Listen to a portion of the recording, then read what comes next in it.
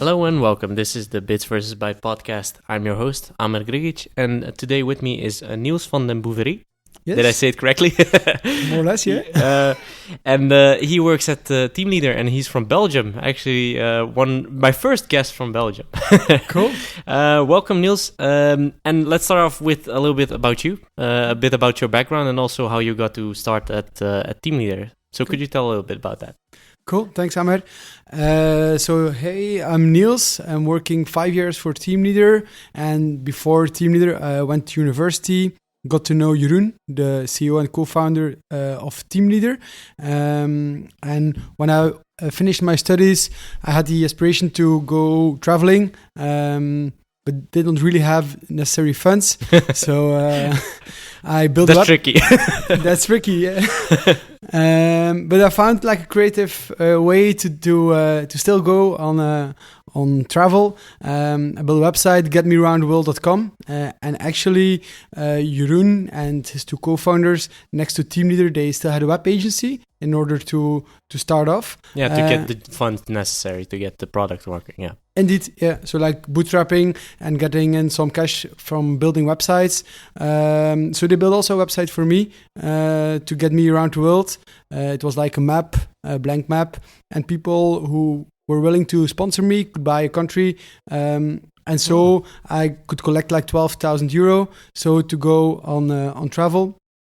And so everything went fine. The company, Team Leader, they built the website.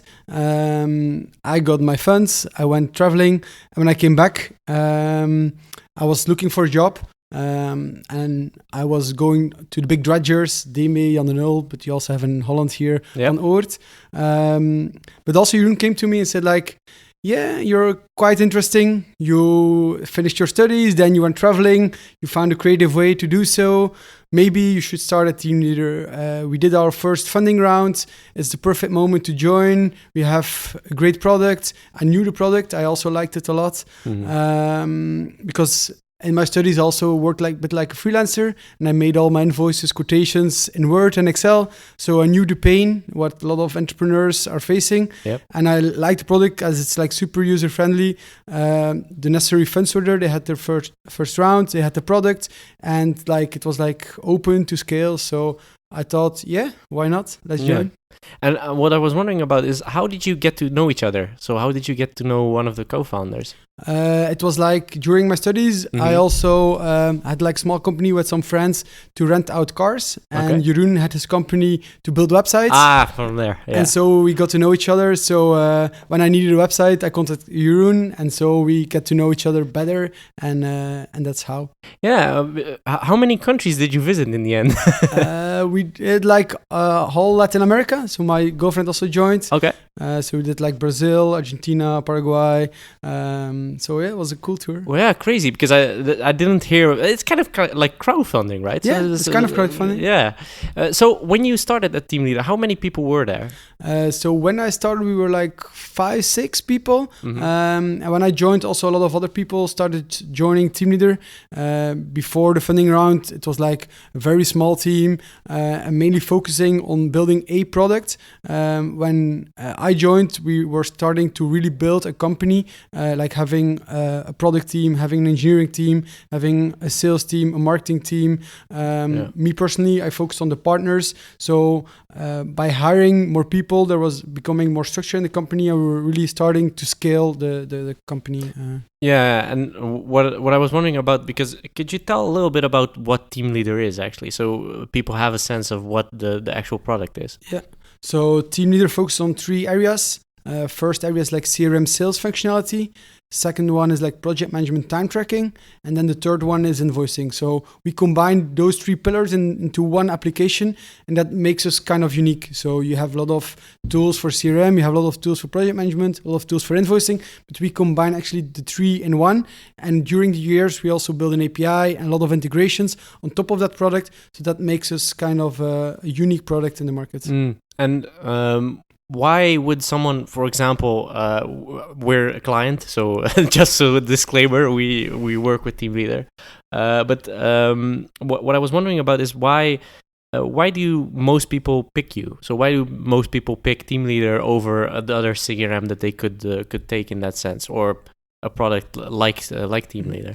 Well, we focus a lot on small companies, and what you see in those small and micro companies is that actually you only have the choice to go for very sole tools, like tools who only do like CRM, only do time tracking, only do invoicing.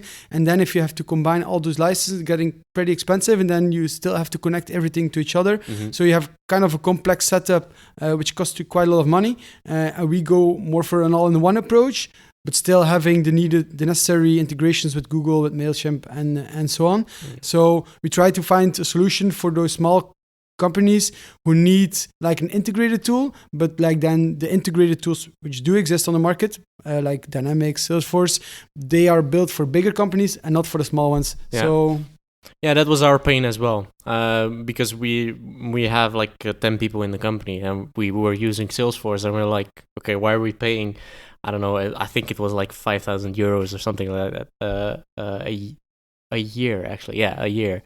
And we were like, okay, this is way too much for what we're getting out of it, right? It's a pretty okay product, but you need to have at least someone helping you getting into the consultancy stuff, getting it set up, because getting set up on, for example, a Salesforce or whatever, it's not that easy, right? It's not just, okay, click and play. That's not how it works. Is that also something that you guys focus on, as in when I become a client, is that kind of your main focus, to get it up and running as easily as possible? Yeah. Well, what you're describing now is like a typical pain we hear from customers, is like the integrated tools are way too complex, way too expensive. On the other side, we also see people using Excel, Word to do CRM or their inbox in Outlook. So it's not really a tool built for doing things like that.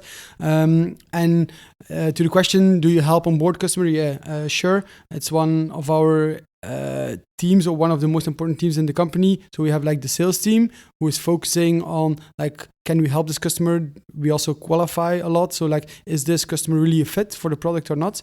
But after the sales, then the real job starts, and it's like the onboarding process. So every customer has like a dedicated onboarding person in the first 3 months, where we really help the customer do the imports, to set the templates, but we make it as user-friendly as possible, so the customer can also do it themselves if they like. But if there is need for assistance, there's someone to help you, to guide you to the right buttons. Yeah, so you mentioned that when it isn't a good fit, right? Because that could happen. I mean, it happened with us, for example, with Salesforce, but it can happen for anyone, right? So how do you kind of assess that? So how do you feel if that fit is there or it isn't there? Yeah. So actually, our sales team today is like split up in two main teams, and one team is the inside sales team, and the other one is the real sales team. And like the inside sales team does qualification. So their job is to qualify leads who come in mainly through the website. So you go to our website, you see like free trial. Okay, let's leave my details. You get a free trial, which you can start playing with yourself. But we also will follow up like the inside sales will do a follow-up, and they will call you and they will ask you which type of company are you, how many people are you, which tools are you using today. So trying to identify, is this a fit? And if it's not, we will just say it like, we think the Team Leader is not the right choice for you. Look maybe for this or that alternative. But we will only send people to sales if they are qualified for the tool. Otherwise, maybe we can sell, but then they leave after 3 months, after a year. Yeah. So it's not worth the investment. Yeah, you're going for a long-standing relationship with the client, because I mean, switching up your CRM, or however you want to call the package that you're using for it, is a big thing. I mean, switching from Salesforce to Team Leader, or from whatever to Team Leader, is a big step, because you need to get along every the deals, the contracts, the things like that, right? So what was interesting to me is that you guys have a big marketplace, and you were previously responsible also for that whole marketplace thing, and all the APIs surrounding that. So why was that such a big focus for you guys? So I started like 5 years ago at Team Leader, and like the three first year, I was mainly focusing on the partner sales part of Team Leader, like Belgium, Netherlands, and later also Italy, France. But then what I saw in the market is like we built like 20, 30 integrations. We had a first version of the API, and people were starting integrating other tools to Team Leader, but there was like no central place to find which tools can I integrate with Team Leader and what are the possibilities. And I came up with the idea like we should have like some kind of marketplace.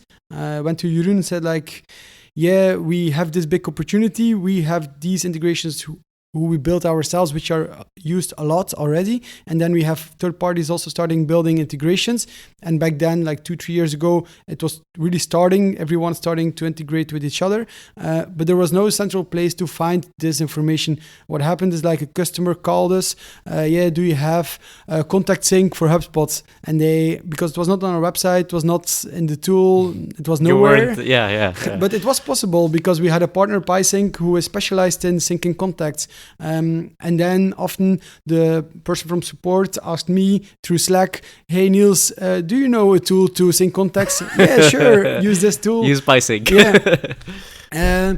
But that's not super efficient. And then also the customer has to really reach out before they can get the information.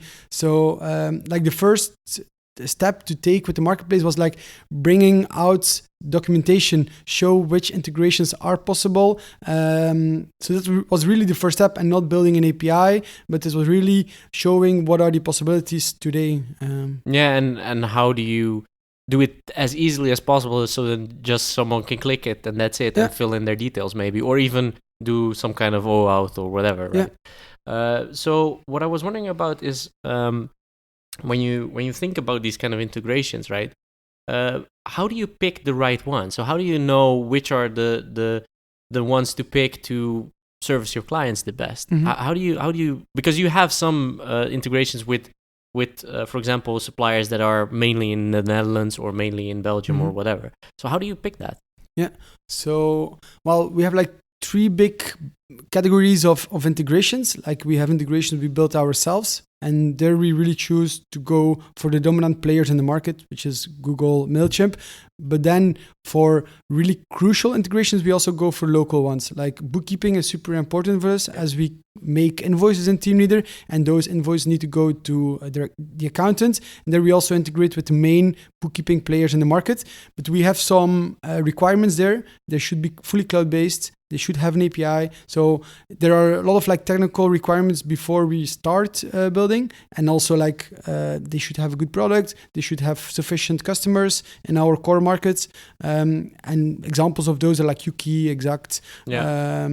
So there we go not for the global players, but for the more local players. As like accounting is very typical to the market also, and as they are so crucial in the flow which Team Leader supports. And like actually what we have like the 3 pillars, but if you look a bit more macro, what we do is like we go from lead to like a potential customer to the cash to the invoice, and the crucial integrations are at the end, like to go to the accounting, but also in the beginning, it's like to bring leads into the tool. And there we have a lot of connections, like with WordPress, but also through Zapier. We have a lot of landing page tools which can be integrated easily. And that's something that I've noticed as well, because I can imagine that a lot of potential clients already have some kind of software, right? And they're like, okay, I want to integrate Team Leader with my software as well.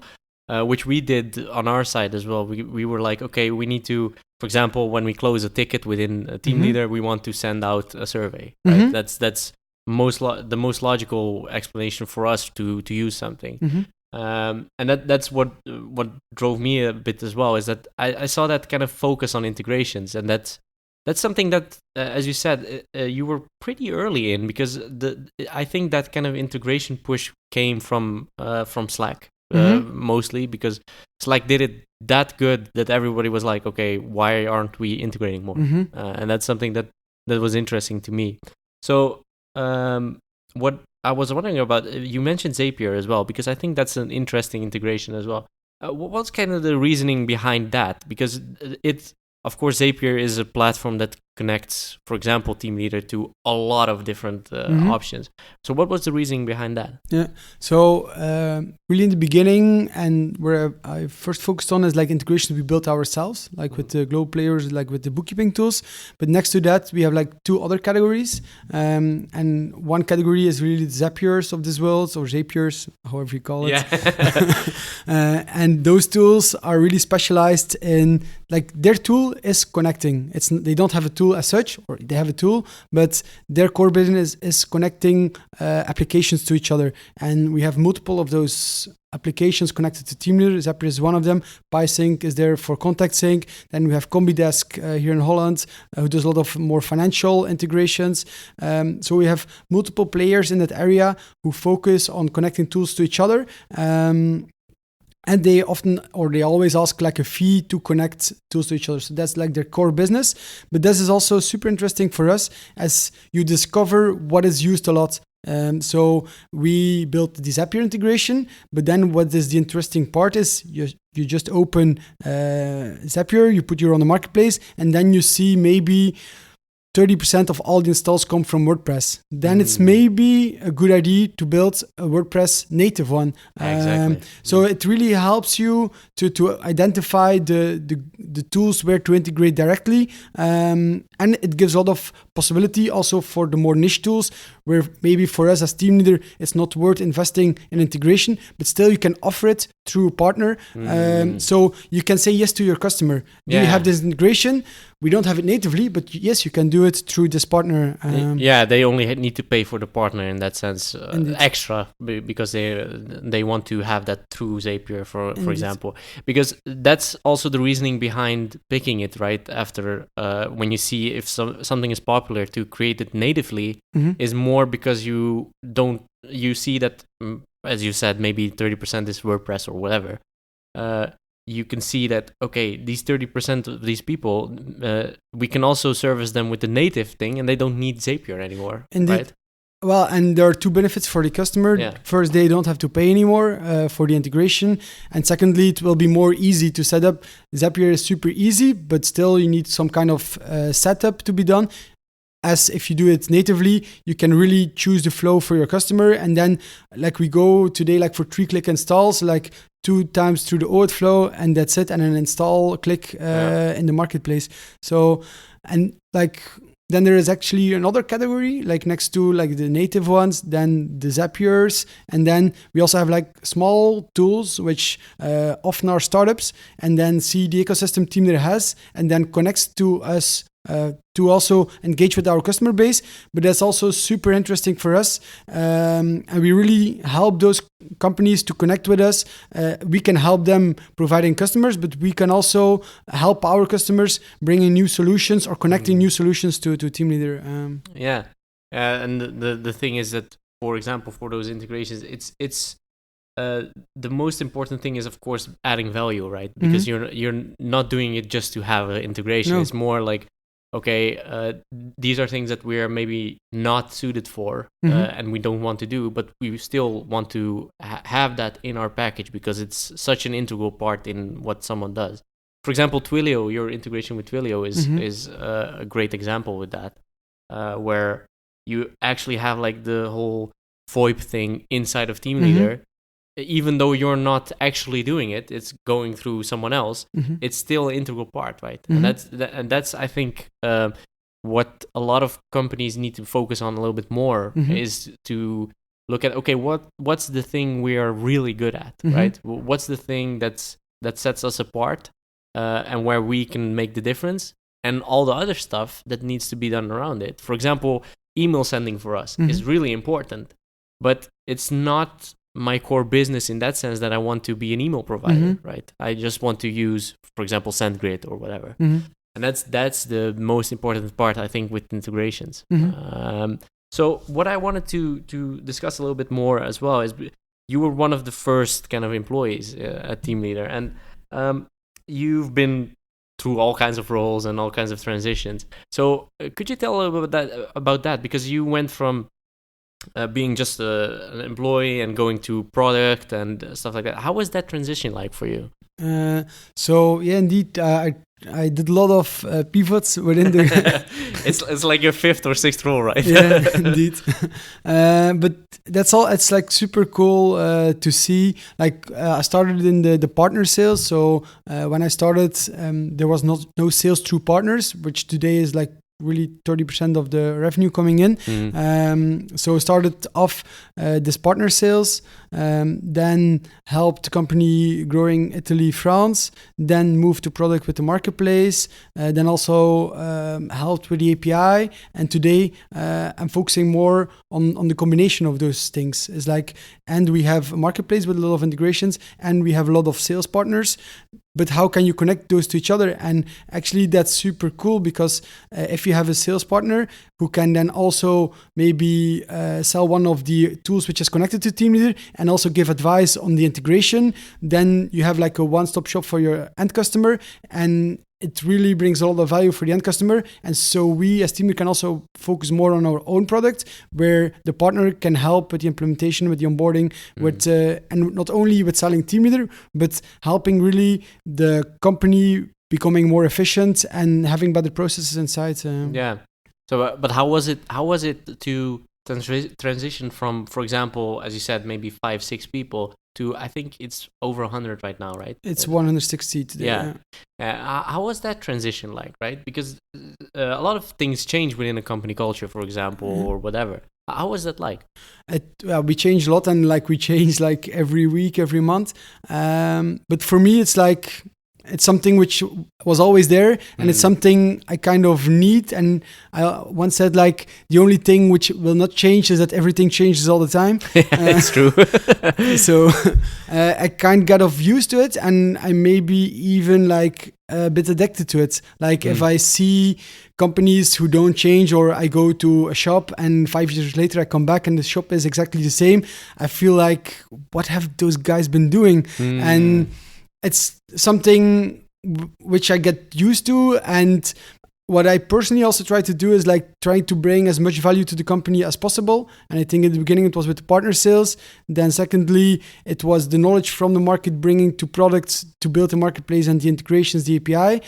And as we are having a good pace there now, I cannot bring that much value anymore there. But now I can bring more value in connecting and the marketplace API stuff with the sales part, as we have now very good teams in sales and products, that now maybe the biggest value that I can bring to the company is to connect those two things even more to each other. Yeah, and what's interesting there is that you need to have a specific type of person to do this, right? Because if you weren't like this, if you weren't like, okay, change is good and we need to change, what happens a lot, or at least what I see a lot around me, is that someone starts working, for example, companies 5-6 people, and it grows up until like 30-40. It's like kind of the tipping point, right? Where a lot of kind of smaller companies become like a company, if you can call it like that. It's still small, but it is getting to a point where people are like, okay, I'm kind of losing touch from what I'm working on, right? From the actual company that I wanted to work for. And that makes it interesting for me, is that you don't see a lot of people that make that whole transition, right? From 5 people to 120 people, 130, 160. That for me, that's the most interesting part about these kind of transitions, right? These kind of startup to company things. What I was wondering about as well is that how, when you look at that kind of product owner role that you had, right? How did you get like the things that you need to know for that kind of role? Because you weren't in that kind of a role. You were more, as you said, more in the kind of sales area and stuff like that. So how did you get those kind of those techniques that you need to have for a product owner? Is that something that you learned along the way, or was it more of a, maybe even, I didn't even know that product owners existed a few years ago, but how was that like for you? How did you get those specific techniques? Well, I think I followed a lot of my gut feeling, and also like Jeroen helped a lot with that. Actually, I had the idea of the marketplace, and then Jeroen said, okay, you want to do this? Okay, that's nice. We have our big event, Work Smarter, in 3 months. And actually, next week they are starting 2 new developers, one front-ender, one back-ender. here they are. They're yours now. Start working. Start working, and I want to present something to the customers in 3 months. So that was like the assignment we had. Like we have 3 months time to build a marketplace. We had 2 new developers, and we had to do something. And actually, what we did first is like we didn't start building things from first, but we were wondering ourselves, okay, we have this time frame. What can we build? What can we not? And then we came to a conclusion, okay, we cannot build a new API. Maybe we don't have the best API today, but in a time frame of 3 months, we will not build a new API. Will we do the settings? Well, it will not be possible to do the settings inside the marketplace because we don't have the time to do all of this. So the settings should stay where they are today, but there should be super easy to go from in the marketplace to the right place of your settings. Okay. And what is then there to do? It's like listing up all the integrations, having a nice marketplace which shows what is in there. And then we can build on that. So we came quite easily to the conclusion that, or quite fast to the conclusion, is that the marketplace was 3 main things. One is like documentation, having the explore part where all the integrations can see. A second part, which is the manage part, where you can do the settings. And then a third part, the build part, where you can do the API stuff. And then we chose, okay, we're going to do the first part. And then afterwards, Mother will do the second and the third one. So that was the first reflection. And then we said, how should it look like? So we did not start building it right away, but we first went to the designer and we said, like, this is the idea we have. We want to do those 3 blocks. We want to start with the first block. Can you make a design for it? And we saw some good examples, Slack, but also Salesforce we checked out. So we had like a few examples, and we said like it should be super easy to use. So not a lot of features. We want to focus on what is really the most important, as we have a very strict time frame. And then we started doing a design. Then we showed design to multiple people. We did some changes, and then we started building it. And actually, it was a very good choice if I look behind. Because if you would give the assignment of building a marketplace, you would say, okay, I need 1 year and we will have to do this and this and this. But having that short time frame really helped to be agile and to really choose what is really needed and what not. And it helped us to make good decisions in the end. Yeah, it's restricted because you have the deadline, right? Yeah. Because you have the deadline. For example, a conference, you're not going to say, oh, that conference, we can push that a week later. That's not going to happen. No. That's interesting because that makes you kind of under pressure to learn all these kind of things. Well, because was that kind of your first assignment as a product owner or not? It was really my first assignment as a product owner, and I really did not know anything, and most of the things we learned by doing. Like Jens, the backend developer, he had some experience from in previous teams, but we just started like with this simple Kanban board, like some kind of Trello board, and the company was already using Jira, but we were like, okay, we're a small team, we don't have to follow the rules. Cool. We just go small, and that was really good, because if we would have to follow the standard process, it would take us more time. And today, of course, the marketplace is in that standard process, but today it's in a different stage. It was more in an experimental phase, and there you need to be very, very agile, where the product grows and gets more features and more customers start using it. You don't gonna change everything every week, but in the beginning, sure, go for it. And how was that kind of integration process after, right? So say for instance you've done this, you've done like the first version, if you can call it like that. How is that integration process going from this kind of concept phase to actually this is a finished product and teams are going to work on this? How was that like? Well, so then we launched it and we get the first feedback, and then the feedback comes in through the normal process. So then it really started going into the normal team leader product development flow. And I personally also stayed like a few more months in that team of the marketplace. So we built really all the necessary things, which were asked by the customers and internally. But then we came on to a point, okay, now we still have a feature request list of 100 things, but actually all of those things are not really hard requirements, or There are no bugs. They're more nice to haves than really must haves. And then we start saying, we can keep on building a marketplace, but actually building a new API would be way more valuable. And then we stopped that team and said like, yeah, we have what we want to have. And now we're going to switch focus to the API, as we were still using the old API and we're getting more and more integrations. But a lot of the integrators were like, yeah, you have an API. It's okay, but I want to have this, and you should change that. And yeah, we know we should change. And then we were looking at the API and we were saying like, okay, we can add more endpoints, but we cannot really change everything. You can't change the structure, right? We can't change the structure indeed, we would break a lot of integrations. We would make a lot of people very angry. Be included. So we said like, we took a radical choice and said like, yeah, we have this API. It's okay. Let's leave it there. We don't gonna update it anymore, but we will start building a new API. And there we took a bit the same process. We first made the documentation of the API and then start building the endpoints, which is like the opposite of what you would expect. It's so, and then you send the documentation to partners. Oh, wow, nice API, but you didn't thought of that, and then they really start using it, and but it's not working yet. No, it's not working yet, but thanks for the feedback. And that's different than normal processes. Normal processes are like, okay, we're going to build the API and then do the documentation afterwards. We actually did it with our own API as well. When I look back at it, we also started creating just the first kind of documentation and thinking about the endpoints. What are the endpoints that we actually need? And I think that's valuable for a lot of people to know, is that sometimes it's better to start kind of at the end, what you would not logically think is the end, and go back to just doing that in the beginning, right? That's all the idea behind test-driven development, of course, and everything like that. So what I wanted to ask you is, so you have all these kind of developer teams. How are you organized in that sense? Because you have like, it was like 35 developers, right? So something like that. How is that organized? How big are the teams, and how do you look at projects that you want to pick up?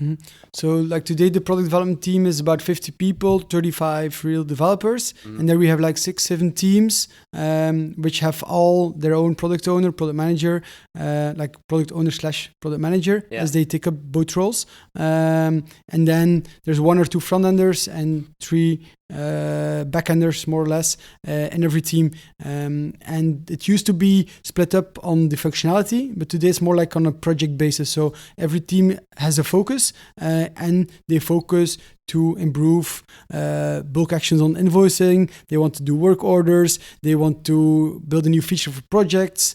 So we really focus on things we want to develop, and not as such to a certain module, but more on a new thing we want to implement or something we want to improve.